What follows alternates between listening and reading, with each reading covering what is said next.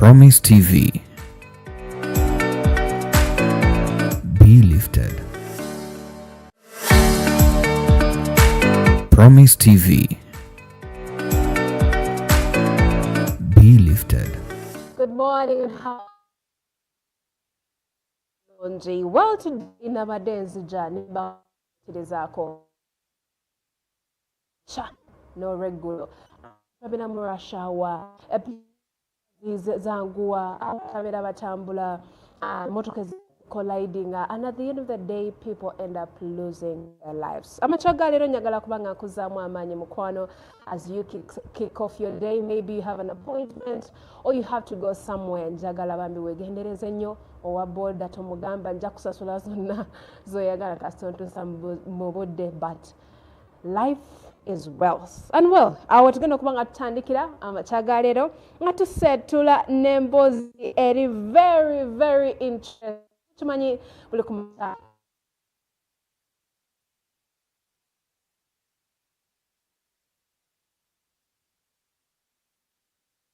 strategy ez'enjawulo z'okozesa okubeera nga business ogitambuza maaso. Well, have you heard of Humus-Hive solutions?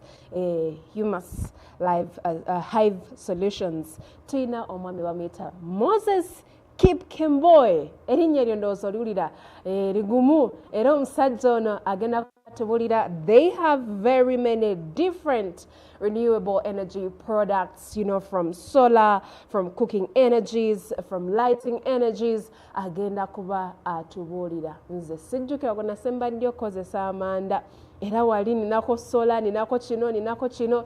Waliwo stress gye weetaasa naye nsaba nti naawe nga wo planning ama renewable energy is one of those things that you do embrace. Tweyongeko okozesa namba 074645 amachagalero. Otagasa na social media handles, that is at Promise TV UG on Facebook, Instagram and YouTube as well. Lekatusimbule.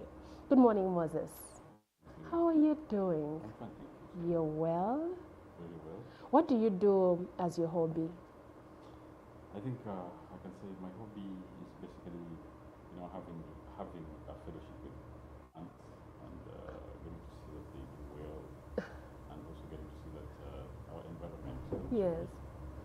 is better than how it is yesterday. You're a green. So,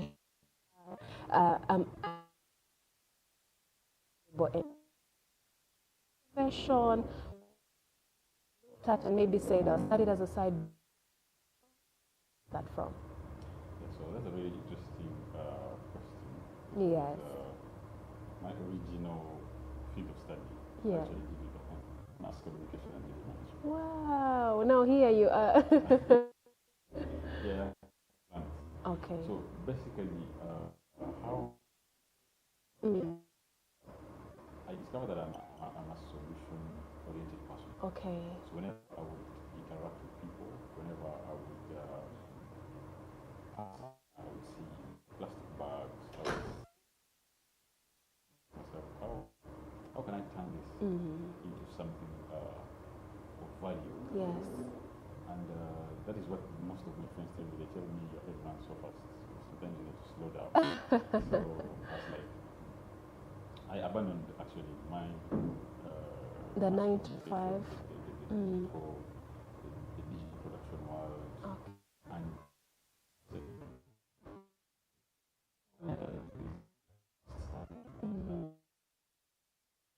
I first started as a business development consultant for renewable energy. Yes. I discovered at some point that I needed to understand True. how things are done and how the policies work, how all those things work. So I entered into the ecosystem and I started learning. Yes. It was not so easy because I can confess I'm a big head when I have an idea and I really feel this thing has to work. Yeah. I really push it with all I can. Sometimes I know some people here and there, but you know that's the spirit of entrepreneurship. Sure. Yeah. So I worked with several companies, even got funding from MasterCard Okay. and a few other organizations. Mm. And when I felt it was the right time for me to start something of my own, I had to step aside and started building from scratch, Oh my God. which was a very, Tough I can say, and hard challenge. actually I can use the word terrible at that time, Yes. because here you're used to getting an allowance, maybe transport in Credit alert is the coming evening, maybe every week you get an allowance, then there's something you expect at the end of the month. Yes. Even if it's not much, you have that, you look for partnerships, Sure. trying to get opportunities, Mm. but you find that in the government system, things take a bit long. You begin negotiations with one party, then the other day, maybe they're being transferred somewhere, Yes. and maybe some of them were fired, or so you find where the journey you had started, and you had reached halfway. Yeah. You come back to the office after 2-3 months, you start afresh, Oh my. and it was very frustrating. And at some point, I was like, you know what? I think let me go private sector. What made you not to give up at that point? Now, there's something that when something burns in you, and you have this passion, and you have the passion to see that I have to leave Yes. this world Yes. a better place than I found. Sure. I have to leave a legacy. I have to be remembered even after I'm gone for 1,000 years. And that desire to leave a legacy Yes. kept me going. Wow. And every morning I would wake up. Trust me, the days you wake up and everything looks dark. You're like, you know what? I signed up for this, Yes. so I have to give myself to it. to give myself to it. Very true. Yeah. Wow. So among the energies that you started with, there's usually light, the cooking, and then it's the cooking, the light. We have cooking, lighting. Yes. So and the but heat. we have for cooking, Cooking. we have for lighting, Yes. and we have for heating. Yeah. So those are three Which types. one did you start with? Now, that brings a very interesting story. First of all, I started with the idea of having technology partnerships, Okay. because you see, in Uganda we don't have enough capacity yet Yes. to build technologies from scratch. It's quite expensive, it takes a lot of time, and we also don't have enough resources Yes. and the machinery, basically. Which year are we speaking about, Moses, when you started? Talk about, let's fast track, let's say 5 years ago, Yeah, that's solid. 5-6 years ago. Actually, it's going to 7 years, Wow. because we're in 2026 now. That is solid.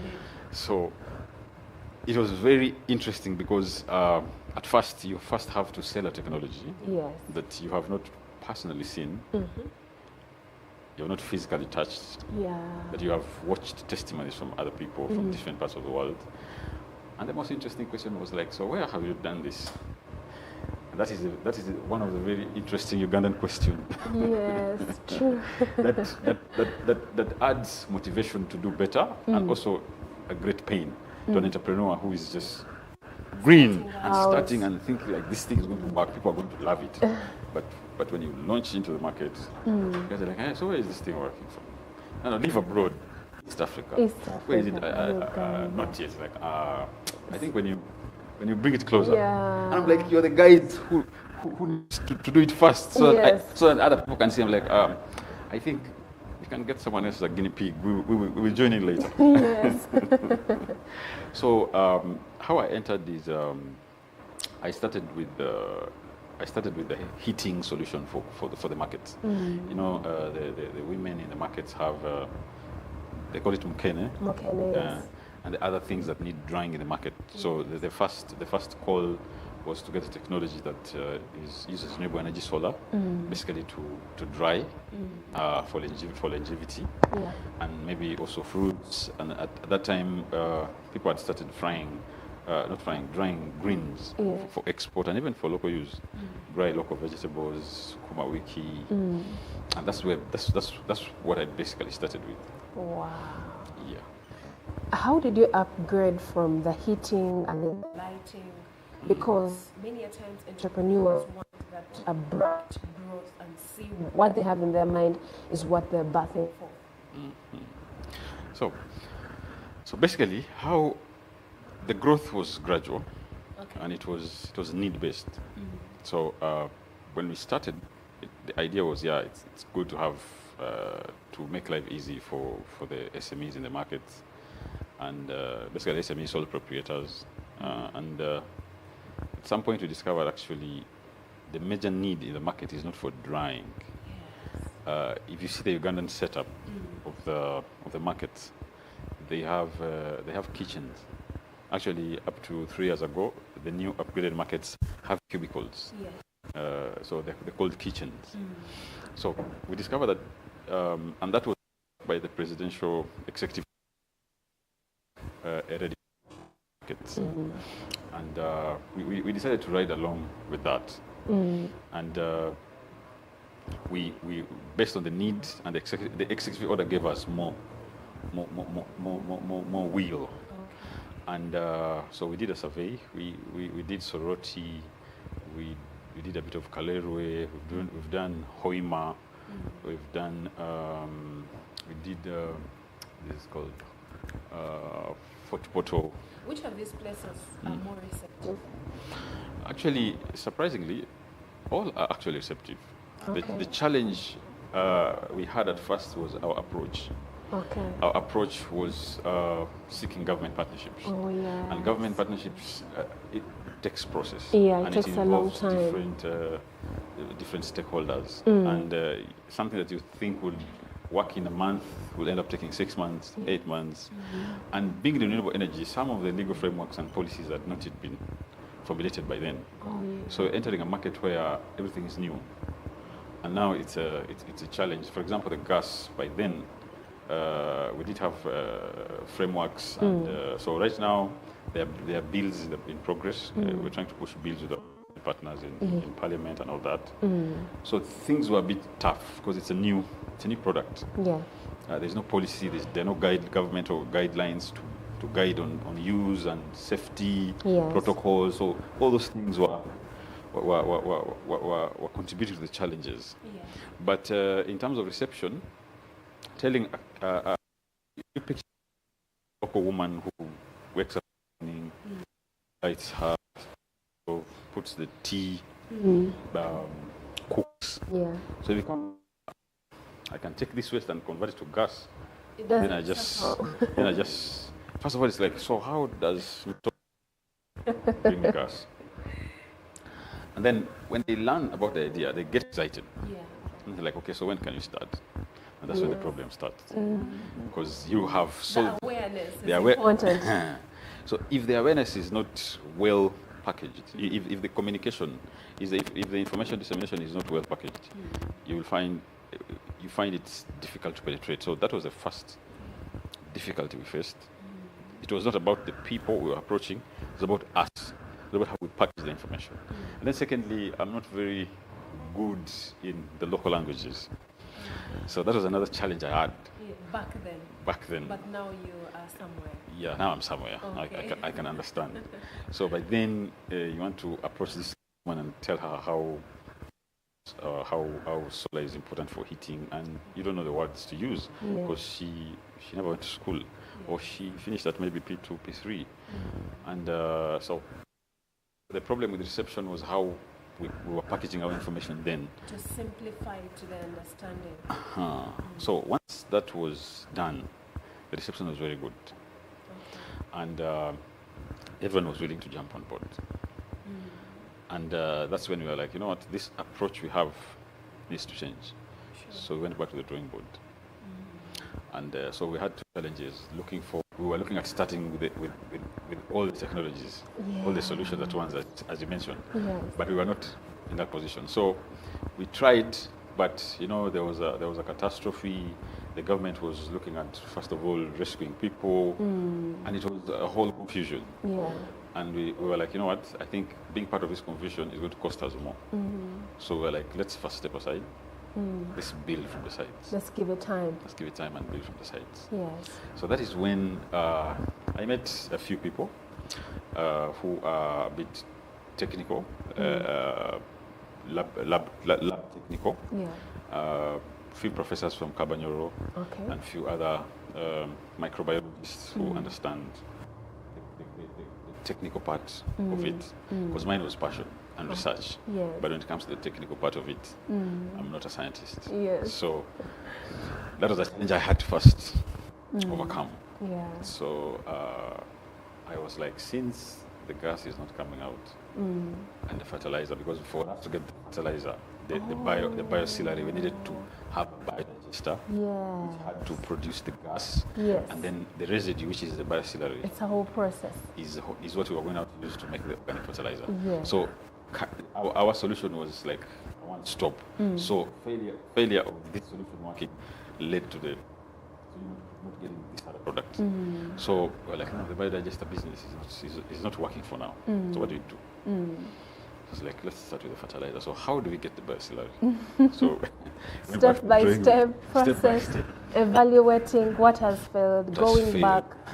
going back, and also as startups, we don't have a lot of funds. We self-fund. Wow. You get in a Kampala language, you call it a gig. You get a gig there. You get your 2 million. You know this 1.5 is going for the hustle. Yes. And at the end of the day, the 1.5 million is done. Yes. And there's nothing yet tangible. Yes. And people will be like, what's this you're doing? Can you abandon this and just go back, look for a job, do something mainstream? But I kept on the journey. Going. Yeah. So I met these amazing people. We sat down. I shared my dream, and they were like, "Yeah, I think I can give it a shot." Wow. But how I met this was very interesting, because how I met them is I met them through a friend who took me to a client who wanted a solar solution. Okay. So we met at a place. We converged at a place. Then we headed to meet the client. So I did my presentation. Then after I was done, there was that introduction part. Basically, this is what I do. This is what I do. And then that is when I'm like, oh yeah, I remember I've seen you in this and this event. Yes. Then that's how we build up. Wow. And we came up with a solution. So I went to visit them at where they operate, and I asked, where can we get bioauxiliary? And then she was like, I have a neighbor who actually has a lot of bioauxiliary, and actually it's leaking off his compound. Is just so we're like, can we go and see? Yes. No time wasting. Can you go and see the guy? Can you go and see this man? So we left. We went and talked to the guy, and he had a lot. Yeah, I don't know which. In his timing. In his timing, God makes things beautiful. So that verse kept ringing in my mind all the time. I would face challenges, and I was like, things will be beautiful someday. So that's the number one factor. Then the second factor was, I had made a lot of noise. You were out there I was trying out to there, vibrant. and everyone's like, this is going to fail. We're just waiting for this guy to come back. So I told God, really God, I trusted you. I came out here. I am not perfect. I'm an entrepreneur. Things are hard. Yes. But you said, you make things beautiful. It takes some time. So I'm not giving up. And that passion for renewable energy and environment, and I have a story. They say a personal story. My mom died of cancer. Oh dear, sorry. And getting to the details of this, we discover we get these things from the food we eat, from the many things from our lifestyle, basically. Yes. And at that time, I might not have been well informed on the exact cause of the disease, but it rang on me the toxic chemicals we apply on our plants, and then we make food and feed on it. These chemicals. So that thing was like, if I work so hard and we don't have another case, even if it is one, even if I save one more other person, I don't need to save the whole world. Health over profits. Yes. Wow. Even if I save one or two people, I'll be a happy person. I'll have done something. So, but luckily, yeah, we are moving forward. Moses, what are the mistakes you made earlier that you learned a big lesson from? Mistakes. That one needs a cup of coffee to first take. That's what people tell me. Like I'd never believed that I'm a good marketer. You are. So- Voices already. So there are points where I will overmarket my product, Okay. and people will be ready and would need the product. And that's what I will tell many entrepreneurs. It is good. I have one of my business partners. Yes. He has actually helped me a lot in terms of. Is it called speed governing? Speed governing, Yeah, control. with time. Yes. The speed governing has really helped in terms of